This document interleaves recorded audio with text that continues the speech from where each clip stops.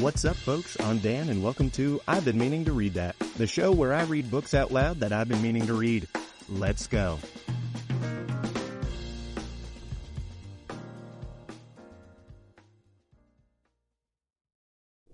Happy New Year's Eve, folks.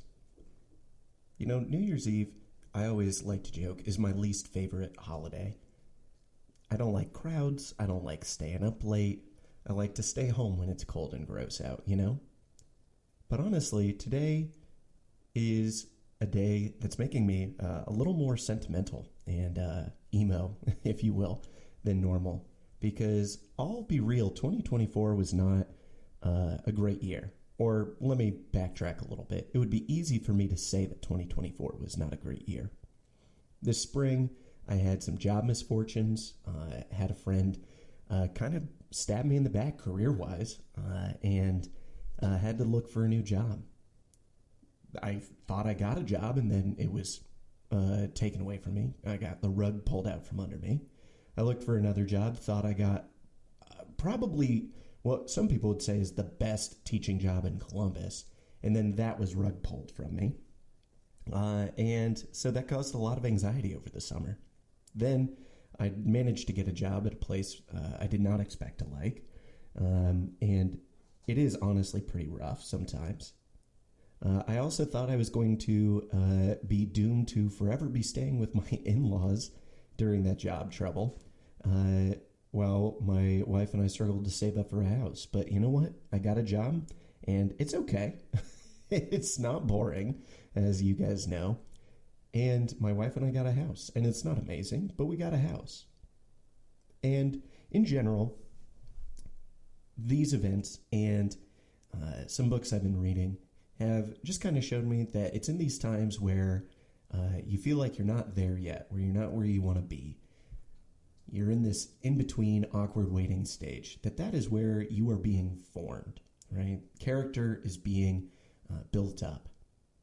And it would be easy for me to say, no, this year just sucked. There was a lot of anxiety, and some of my relationships suffered because it was some days pretty hard to leave the house. But I have a feeling things are going to work out, and I made it through. I'm making it through this rough year, and I hope that you are too. I hope that good things happen to you, and if there are bad things, I hope that you're able to hang in there. All right. Well, emo sentimentality moment over. Let's wrap up this freaking book, The Count of Monte Cristo. Let's go. Chapter 114, Peppino. At the same time that the steamer disappeared behind Cape Morgeau, a man traveling post on the road from Florence to Rome had just passed the little town of Acqua Pendente. He was traveling fast enough to cover a great deal of ground without exciting suspicion. This man was dressed in a greatcoat, or rather a surtout, a little worse for the journey, but which exhibited the ribbon of the Legion of Honor still fresh and brilliant, a decoration which also ornamented the undercoat. He might be recognized not only by these signs, but also from the accent with which he spoke to the postilion as a Frenchman. Another proof that he was a native of the universal country was apparent in the fact of his knowing no other Italian words than the terms used in music, and which, like the goddamn of Figaro, served all possible linguistic requirements. Allegro, he called out to the postilions at every ascent. Moderato, he cried as they descended. And heaven knows there are hills enough between Rome and Florence by the way of Acqua Pendente. These two words greatly amused the men to whom they were addressed. On reaching La Storta, the point from whence Rome is first visible, the traveler evinced none of the enthusiastic curiosity which usually leads strangers to stand up and endeavor to catch sight of the dome of St. Peter's, which may be seen long before any other object is distinguishable. No, he merely drew a pocketbook from his pocket and took from it a paper folded in four, and after having examined it in a manner almost reverential, he said, "Good, I have it still." The carriage entered by the Porta del Popolo, turned to the left, and stopped at the Hotel de España. Old Pastrini, our former acquaintance, received the traveler at the door, hat in hand. The traveler alighted, ordered a good dinner, and inquired the address of the house of Thompson and French, which was immediately given to him, as it was one of the most celebrated in Rome. It was situated in the Via dei Banchi, near St. Peter's. In Rome, as everywhere else, the arrival of a postchaise is an event. 10 young descendants of Marius and the Gracchi, barefooted and out at elbows, with one hand resting on the hip and the other gracefully curved above the head, stared at the traveler, the postchaise, and the horses. To these were added about 50 little vagabonds from the Papal States, who earned a pittance by diving into the Tiber at high water from the bridge of St. Angelo. Now, as these street Arabs of Rome, more fortunate than those of Paris, understand every language, more especially the French, they heard the traveler order an apartment, a dinner, and finally inquire the way to the house of Thompson and French. The result was that when the newcomer left the hotel with the cicerone, a man detached himself from the rest of the idlers, and without having been seen by the traveler, and appearing to excite no attention from the guide, followed the stranger with as much skill as a Parisian police agent would have used. The Frenchman had been so impatient to reach the house of Thompson and French that he would not wait for the horses to be harnessed, but left word for the carriage to overtake him on the road, or to wait for him at the banker's door. He reached it before the carriage arrived. The Frenchman entered, leaving in the anteroom his guide, who immediately entered into conversation with 2 or 3 of the industrious idlers who are always to be found in Rome at the doors of banking houses, churches, museums, or theaters. With the Frenchman, the man who had followed him entered too. The Frenchman knocked at the inner door and entered the first room. His shadow did the same. "Messieurs Thompson and French?" inquired the stranger. An attendant arose at a sign from a confidential clerk at the first desk. "Whom shall I announce?" said the attendant. "The Baron Danglars." "Follow me," said the man. A door opened, through which the attendant and the Baron disappeared. The man who had followed Danglars sat down on a bench. The clerk continued to write for the next 5 minutes. The man preserved profound silence, and remained perfectly motionless. Then the pen of the clerk ceased to move over the paper. He raised his head, and appearing to be perfectly sure of privacy, "Aha," he said. "Here you are, Peppino." "Yes," was the laconic reply. "You have found that there is something worth having about this large gentleman?" "There is no great merit due to me, for we were informed of it." "You know his business here, then?" "Pardieu, he has come to draw, but I don't know how much." "You will know presently, my friend." "Very well, only do not give me false information as you did the other day." "What do you mean? Of whom do you speak? Was it the Englishman who carried off 3,000 crowns from here the other day?" "No, he really had 3,000 crowns, and we found them. I mean the Russian prince, who you said had 30,000 livres, and we only found 22,000. You must have searched badly." "Luigi Vampa himself searched." "In that the case, he must either have paid his debts—" "A Russian do that?" "Or have spent the money." "Possibly, after all." "Certainly. But you must let me make my observations, or the Frenchman will transact his business without my knowing the sum." Peppino nodded, and, taking a rosary from his pocket, began to mutter a few prayers while the clerk disappeared through the same door by which Danglars and the attendant had gone out. At the expiration of 10 minutes, the clerk returned with a beaming countenance. "Well?" asked Peppino of his friend. "Joy, joy! The sum is large." 5 or 6 millions, is it not?" "Yes, you know the amount." "On the receipt of the Count of Monte Cristo?" "Why, how came you to be so well acquainted with all this?" "I told you we were informed beforehand." "Then why do you apply to me?" "That I may be sure I have the right man." "Yes, it is indeed he. 5 millions. A pretty sum, Peppino?" "Hush, here is our man." The clerk seized his pen, and Peppino his beads. One was writing, and the other praying when the door opened. Danglars looked radiant with joy. The banker accompanied him to the door. Peppino followed Danglars. According to the arrangements, the carriage was waiting at the door. The guide held the door open. Guides are useful people, who will turn their hands to anything. Danglars leapt into the carriage like a young man of 20. The cicerone reclosed the door, and sprang up by the side of the coachman. Peppino mounted the seat behind. "Will your Excellency visit St. Peter's?" asked the cicerone. "I did not come to Rome to see," said Danglars aloud, Then he added softly, with an avaricious smile, "I came to touch." And he rapped his pocketbook, in which he had just placed a letter. "Then your Excellency is going—" "To the hotel." "Casa Pastrini," said the cicerone to the coachman, and the carriage drove rapidly on. 10 minutes afterwards the Baron entered his apartment, and Peppino stationed himself on the bench outside the door of the hotel after having whispered something in the ear of one of the descendants of Marius and the Gracchi, whom we notice at the beginning of the chapter, who immediately ran down the road leading to the capital at his fullest speed. Danglars was tired and sleepy. He therefore went to bed, placing his pocketbook under his pillow. Peppino had a little spare time, so he had a game of mora with the Facchini, lost 3 crowns, and then, to console himself, drank a bottle of Orvieto. The next morning Danglars awoke late, though he went to bed so early. He had not slept well for 5 or 6 nights, even if he had slept at all. He breakfasted heartily, and caring little, as he said, for the beauties of the Eternal City, ordered post-horses at noon. But Danglars had not reckoned upon the formalities of the police and the idleness of the postmaster. The horses only arrived at 2 o'clock, and the cicerone did not bring the passport till 3. All these preparations had collected a number of idlers round the door of Signor Pastrini's. The descendants of Marius and the Gracchi were also not wanting. The Baron walked triumphantly through the crowd, who, for the sake of gain, styled him "Your Excellency." As Danglars had hitherto contented himself with being called a baron, he felt rather flattered at the title of Excellency, and distributed a dozen silver coins among the beggars, who were ready, for 12 more, to call him Your Highness. "Which road?" asked the postilion in Italian.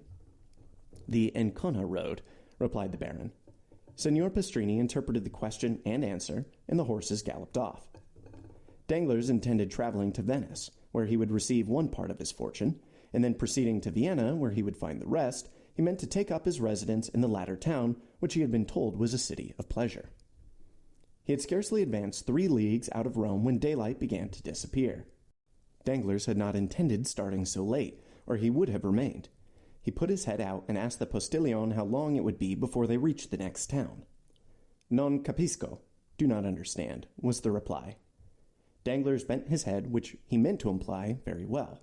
The carriage again moved on. "I will stop at the first post-house," said Danglars to himself. He still felt the same self-satisfaction which he had experienced the previous evening, and which had procured him so good a night's rest. He was luxuriously stretched in a good English calash with double springs. He was drawn by 4 good horses at full gallop. He knew the relay to be at a distance of 7 leagues. What subject of meditation could present itself to the banker, so fortunately become bankrupt? Danglars thought for 10 minutes about his wife in Paris, another 10 minutes about his daughter travelling with Mademoiselle d'Armilly. The same period was given to his creditors and the manner in which he intended spending their money, and then, having no subject left for contemplation, he shut his eyes and fell asleep. Now and then a jolt more violent than the rest caused him to open his eyes. Then he felt that he was still being carried with great rapidity over the same country, thickly strewn with broken aqueducts, which looked like granite giants petrified while running a race. But the night was cold, dull, and rainy, and it was much more pleasant for a traveller to remain in the warm carriage than to put his head out of the window to make inquiries of a postilion whose only answer was "Non capisco." Danglars therefore continued to sleep, saying to himself that he would be sure to awake at the post-house. The carriage stopped. Danglars fancied that they had reached the long-desired point. He opened his eyes and looked through the window, expecting to find himself in the midst of some town, or at least a village. But he saw nothing except what seemed like a ruin, where 3 or 4 men went and came like shadows. Danglars waited a moment, expecting the postilion to come and demand payment with the termination of his stage. He intended taking advantage of the opportunity to make fresh inquiries of the new conductor, but the horses were unharnessed, and others put in their place, without anyone claiming money from the traveller. Danglars, astonished, opened the door, but a strong hand pushed him back, and the carriage rolled on. The Baron was completely roused. "Eh?" he said to the postilion. "Eh, mio caro?" This was another little piece of Italian the Baron had learned from hearing his daughter sing Italian duets with Cavalcanti. But mio caro did not reply. Danglars then opened the window. "Come, my friend," he said, thrusting his hand through the opening. "Where are we going?" "Dentro la testa," answered a solemn and imperious voice, accompanied by a menacing gesture. Danglars thought dentro la testa meant put in your head. He was making rapid progress in Italian. He obeyed, not without some uneasiness, which, momentarily increasing, caused his mind, instead of being as unoccupied as it was when he began his journey, to fill with ideas which were very likely to keep a traveler awake, more especially one in such a situation as Danglars. His eyes acquired that quality which in the first moment of strong emotion enables them to see distinctly, and which afterwards fails from being too much taxed. Before we are alarmed, we see correctly. When we are alarmed, we see double, and when we have been alarmed, we see nothing but trouble. Danglars observed a man in a cloak galloping at the right hand of the carriage. "It's some gendarme," he exclaimed. "Can I have been intercepted by French telegrams to the pontifical authorities?" He resolved to end his anxiety. "Where are you taking me?" he asked. "Dentro la testa," replied the same voice with the same menacing accent. Danglars turned to the left. Another man on horseback was galloping on that side. "Decidedly," said Danglars, with the perspiration on his forehead, "I must be under arrest." And he threw himself back in the calash, not this time to sleep, but to think. Directly afterwards the moon rose. He then saw the great aqueducts, those stone phantoms which he had before remarked, only then they were on the right hand. Now they were on the left. He understood that they had described a circle, and were bringing him back to Rome. "Oh, unfortunate!" he cried. "They must have obtained my arrest." The carriage continued to roll on with frightful speed. An hour of terror elapsed, for every spot they passed showed that they were on the road back to Rome. At length he saw a dark mass, against which it seemed as if the carriage was about to dash, but the vehicle turned to one side, leaving the barrier behind, and Danglars saw that it was one of the ramparts encircling Rome. "Mon Dieu!" cried Danglars. "We are not returning to Rome. Then it is not justice which is pursuing me. Gracious heavens! Another idea presents itself. What if they should be—" His hair stood on end. He remembered those interesting stories, so little believed in Paris, respecting Roman bandits. He remembered the adventures that Albert de Morcerf had related when it was intended that he should marry Mademoiselle Eugénie. "They're robbers, perhaps," he muttered.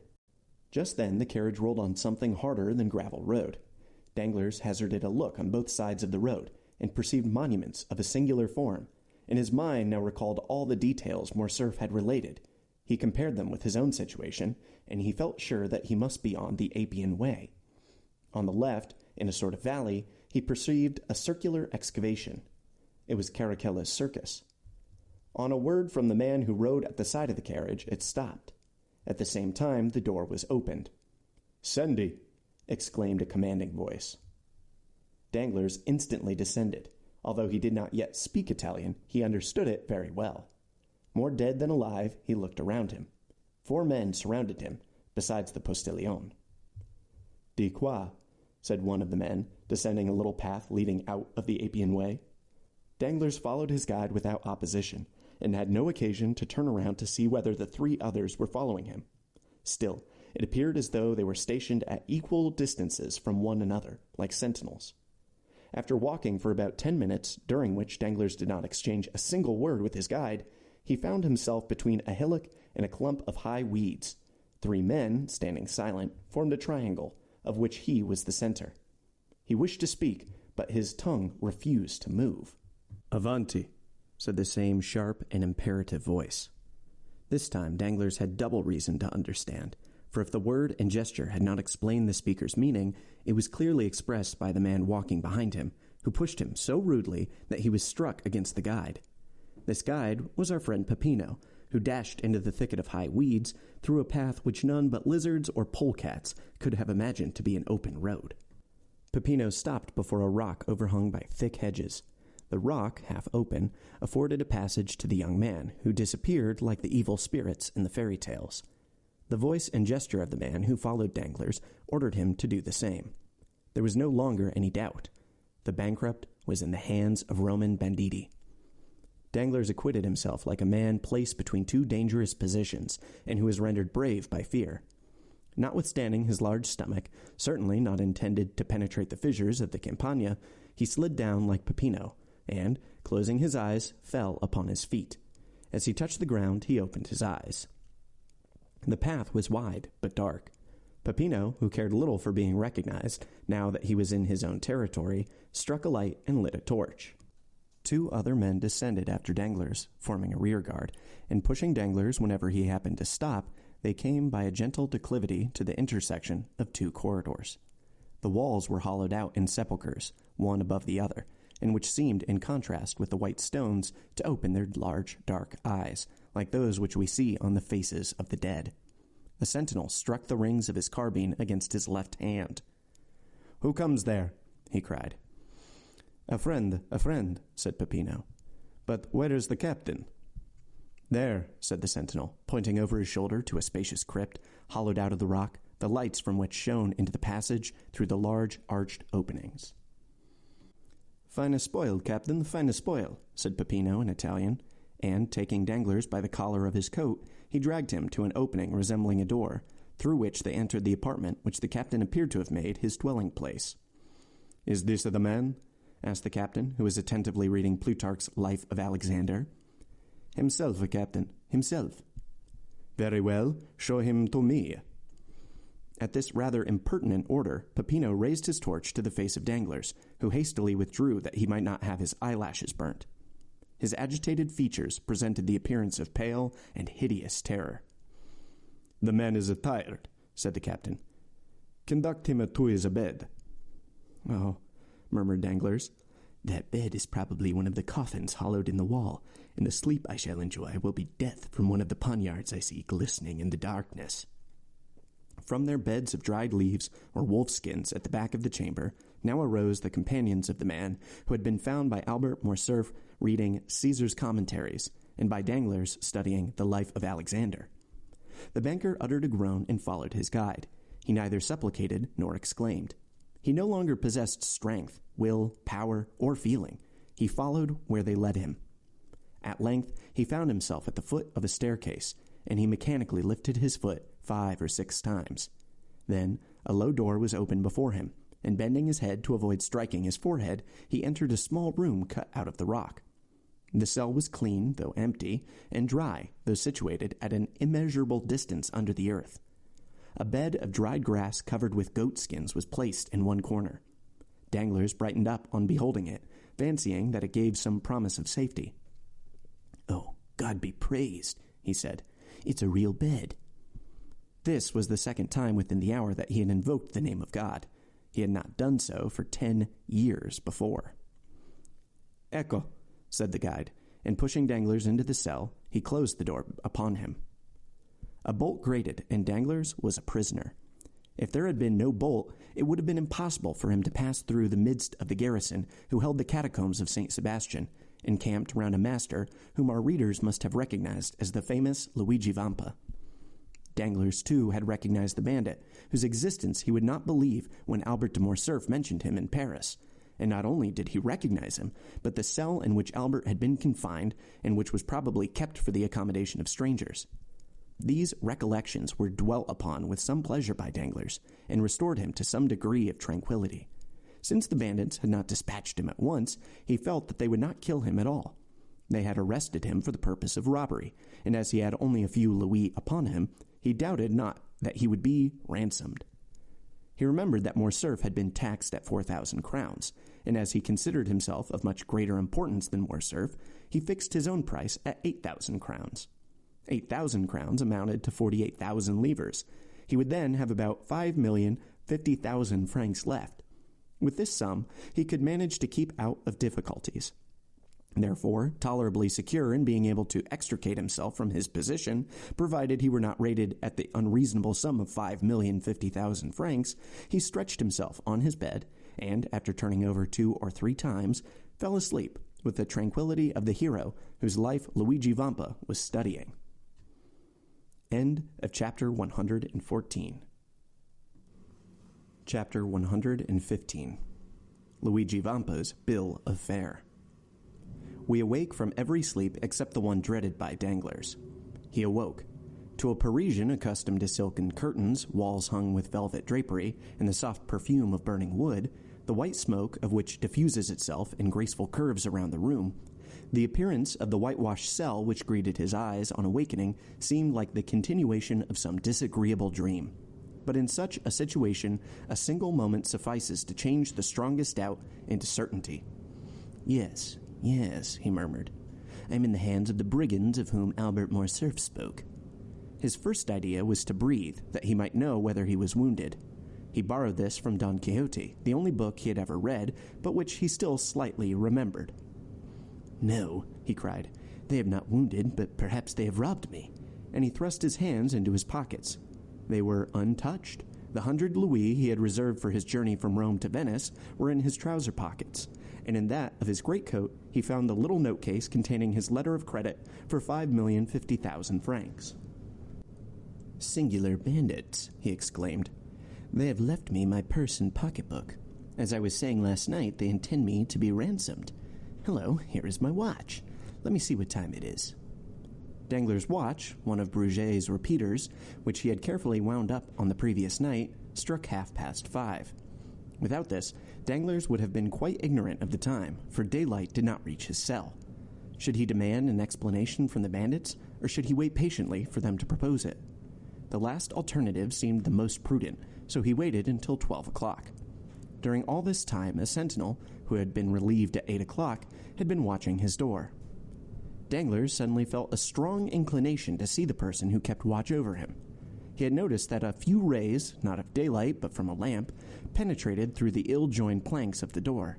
He approached just as the brigand was refreshing himself with a mouthful of brandy, which, owing to the leathern bottle containing it, sent forth an odor which was extremely unpleasant to Danglars. "Huh!" he exclaimed, retreating to the furthest corner of his cell. At 12, this man was replaced by another functionary, and Danglars, wishing to catch sight of his new guardian, approached the door again. He was an athletic, gigantic bandit, with large eyes, thick lips, and a flat nose. His red hair fell in disheveled masses like snakes around his shoulders. "Aha!" cried Danglars. "Lo is more like an ogre than anything else. However, I am rather too old and tough to be very good eating." We see that Danglars was collected enough to jest. At the same time, as though to disprove the ogreish propensities, the man took some black bread, cheese, and onions from his wallet, which he began devouring voraciously. "May I be hanged," said Danglars, glancing at the bandit's dinner through the crevices of the door. "May I be hanged if I can understand how people can eat such filth." And he withdrew to seat himself upon his goatskin, which reminded him of the smell of the brandy. But the mysteries of nature are incomprehensible, and there are certain invitations contained in even the coarsest food which appeal very irresistibly to a fasting stomach. Danglars felt his own not to be very well supplied just then, and gradually the man appeared less ugly, the bread less black, and the cheese more fresh, while those dreadful, vulgar onions recalled to his mind certain sauces and side dishes, which his cook prepared him in a very superior manner whenever he said, "Monsieur Denisot, let me have a nice little fricassee today." He got up and knocked on the door. The bandit raised his head. Danglars knew that he was heard, so he redoubled his blows. "Che cosa?" asked the bandit. Come, said Danglars, tapping his fingers against the door. "I think it is quite time to think of giving me something to eat." But whether he did not understand him, or whether he had received no orders respecting the nourishment of Danglars, the giant, without answering, went on with his dinner. Danglars' feelings were hurt, and not wishing to put himself under obligation to the brute, the banker threw himself down again on his goatskin, and did not breathe another word. 4 hours passed by, and the giant was replaced by another bandit. Danglars, who really began to experience sundry gnawings at the stomach, arose softly, again applied his eye to the crack of the door, and recognized the intelligent countenance of his guide. It was indeed Peppino, who was preparing to mount guard as comfortably as possible by seating himself opposite to the door, and placing between his legs an earthen pan, containing chickpeas stewed with bacon. Near the pan he also placed a pretty little basket of Velletri grapes and a flask of Orvieto. Peppino was decidedly an epicure. Danglars watched these preparations, and his mouth watered. "Come," he said to himself, "let me try if he will be more tractable than the other." And he tapped gently at the door. "On y va?" "Coming," exclaimed Peppino, who, from frequenting the house of Signor Pastrini, understood French perfectly in all its idioms. Danglars immediately recognized him as the man who had called out in such a furious manner, "Put in your head!" But this was not the time for recrimination, so he assumed his most agreeable manner and said with a gracious smile, "Excuse me, sir, but are they not going to give me any dinner?" "Does your excellency happen to be hungry?" "Happen to be hungry? That's pretty good when I haven't eaten for 24 hours, muttered Danglars. Then, aloud, he added, "Yes, sir, I am hungry, very hungry." "And your excellency wants something to eat?" "At once, if possible." "Nothing easier," said Peppino. "Here you can get anything you want, by paying for it, of course, as among honest folk." "Of course," cried Danglars, "although, in justice, the people who arrest and imprison you ought at least to feed you." "That is not the custom, excellency," said Peppino. "A bad reason," replied Danglars, who reckoned on conciliating his keeper. "But I am content. Let me have some dinner." "At once. What would your excellency like?" And Peppino placed his pan on the ground so that the steam rose directly under the nostrils of Danglars. "Give your orders." "Have you kitchens here?" "Kitchens, of course, complete ones." "And cooks?" "Excellent." "Well, a fowl, fish, game, it signifies little, so that I eat." "As your excellency pleases. You mentioned a fowl, I think?" "Yes, a fowl." Peppino, turning around, shouted, "A fowl for his excellency." His voice yet echoed in the archway when a handsome, graceful, and half-naked young man appeared, bearing a fowl in a silver dish on his head, without the assistance of his hands. "I could almost believe myself at the Café de Paris," murmured Danglars. "Here, your excellency," said Peppino, taking the fowl from the young bandit and placing it on the worm-eaten table, which with the stool and the goat-skin bed formed the entire furniture of the cell. Danglars asked for a knife and fork. "Here, excellency," said Peppino, offering him a little blunt knife and a boxwood fork. Danglars took the knife in one hand and the fork in the other, and was about to cut up the fowl. "Pardon me, excellency," said Peppino, placing his hand on the banker's shoulder.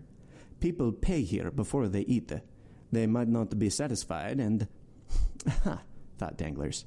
"This is not so much like Paris, except that I shall probably be skinned. Never mind, I'll fix that all right. I have always heard how cheap poultry is in Italy. I should think a fowl is worth about 12 sous at Rome. There," he said, throwing a louis down. Peppino picked up the louis, and Danglars again prepared to carve the fowl. "Stay a moment, your excellency," said Peppino, rising. "You still owe me something." "I said they would skin me," thought Danglars, but resolving to resist the extortion, he said, "Come, how much do I owe you for this fowl?" "Your excellency has given me a louis on account." "A louis on account for a fowl?" "Certainly, and your excellency now owes me 4,999 louis." Danglars opened his enormous eyes on hearing this gigantic joke. "Very droll," he muttered. "Very droll indeed." And he again began to carve the fowl, when Peppino stopped the baron's right hand with his left and held out his other hand. "Come now," he said. "Is it not a joke?" said Danglars. "We never joke," replied Peppino, solemn as a Quaker. "What, 100,000 francs for a fowl?" "Excellency, you cannot imagine how hard it is to rear fowls in these horrible caves." Come, this is very droll, very amusing, I allow, but as I am very hungry, pray allow me to eat. Stay, here is another louis for you." "Then that will make only 4,998 louis more," said Peppino with the same indifference. "I shall get them all in a time." "As for that," said Danglars, angry at this prolongation of the jest, "as for that, you won't get them at all. Go to the devil. You do not know with whom you have to deal." Peppino made a sign, and the youth hastily removed the fowl. Danglars threw himself upon his goatskin, and Peppino, reclosing the door, again began eating his peas and bacon. Though Danglars could not see Peppino, the noise of his teeth allowed no doubt as to his occupation. He was certainly eating, and noisily too, like an ill-bred man. "Brute," said Danglars. Peppino pretended not to hear him, and without even turning his head, continued to eat slowly. Danglars' stomach felt so empty that it seemed as if it would be impossible ever to fill it again. Still, he had patience for another half hour, which appeared to him like a century. He again arose and went to the door. "Come, sir, do not keep me starving here any longer, but tell me what they want." "Nay, your excellency, it is you who should tell us what you want. Give your orders, and we will execute them." "Then open the door directly." Peppino obeyed. "Now, look here, I want something to eat. To eat, do you hear?" "Are you hungry?" "Come, you understand me. What would your excellency like to eat?" "A piece of dry bread, since the fowls are beyond all price in this accursed place." "Bread? Very well. Holloa there, some bread," he called. The youth brought a small loaf. "How much?" asked Danglars. 4,998 louis, said Peppino. "You have paid 2 louis in advance." "What? 100,000 francs for a loaf?" 100,000 francs, repeated Peppino. "But you only asked 100,000 francs for a fowl." "We have a fixed price for all our provisions. It signifies nothing whether you eat much or little, whether you have 10 dishes or 1, it is always the same price." "What? Still keeping up this silly jest? My dear fellow, it is perfectly ridiculous, stupid. You had better tell me at once that you intend starving me to death." "Oh, dear, no, your excellency. Unless you intend to commit a suicide, pay and eat." "And what am I to pay with, brute?" said Danglars, enraged. "Do you suppose I carry 100,000 francs in my pocket?" "Your excellency has 5,050,000 francs in your pocket. That will be 50 fowls at 100,000 francs apiece, and half a fowl for the 50,000. Danglars shuddered. The bandage had fallen from his eyes, and he understood the joke, which he did not think quite so stupid as he had done just before. "Come," he said, "if I pay you the 100,000 francs, will you be satisfied and allow me to eat at my ease?" "Certainly," said Peppino. "But how can I pay them?" "Oh, nothing easier. You have an account open with Messieurs Thompson and French via the Banque Rome.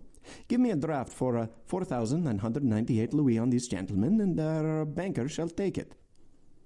Danglars thought it as well to comply with a good grace, so he took the pen, ink, and paper Peppino offered him, and wrote the draft and signed it. "Here," he said, "here is a draft at sight." "And here is your fowl." Danglars sighed while he carved the fowl. It appeared very thin for the price it had cost.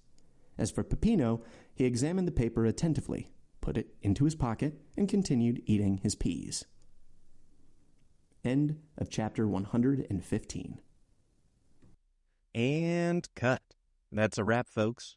Thanks for listening to today's episode of I've Been Meaning to Read That, with me, your host, Dan.